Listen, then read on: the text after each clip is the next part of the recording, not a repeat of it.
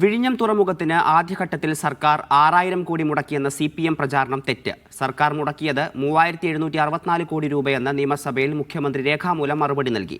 എന്നാൽ മുഖ്യമന്ത്രിയുടെ കണക്കിൽ പിശകുണ്ടെന്ന് മുൻ തുറമുഖ മന്ത്രി VN വാസവൻ പ്രതികരിച്ചു.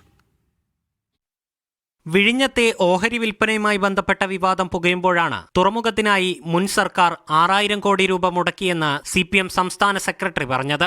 ഏതാണ്ട് 6000-ഓളം കോടി ഉറുപ്പിക കേരള ഗവൺമെന്റ് അതിനുവേണ്ടി ചെലവാക്കിയിട്ടുണ്ട്. 2497 കോടിയാണ് അദാനി ഇതുവരെ ചെലവാക്കിയിട്ടുള്ളത്.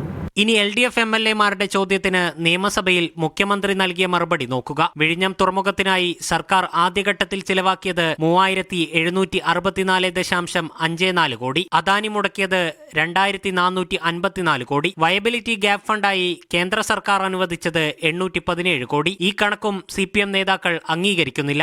അത് വസ്തുതാവിരുദ്ധമാണ്. ആകെ മുടക്കിന്റെ 61.5% സംസ്ഥാന ഗവൺമെന്റിൻ്റെതാണ്. 29.5% അദാനിയുടെ വരുന്നത്. ആ ചെലവാക്കി കഴിഞ്ഞിട്ടില്ല, അദാനിയും ചെലവാക്കി കഴിഞ്ഞിട്ടില്ല, സർക്കാരും ചെലവാക്കി കഴിഞ്ഞിട്ടില്ല. സർക്കാർ 3500 കോടിയായി, ബാക്കിയുള്ളത് അതിന്റെ ബില്ലുകളും കാര്യങ്ങളും വരുമ്പോൾ ചെലവാക്കും. അതേസമയം ഓഹരി വിൽപ്പനയുമായി ബന്ധപ്പെട്ട് അദാനി ഗ്രൂപ്പ് സമർപ്പിച്ച അപേക്ഷയിൽ സർക്കാർ ഇതുവരെ തീരുമാനമെടുത്തിട്ടില്ല. മീഡിയ 1 തിരുവനന്തപുരം.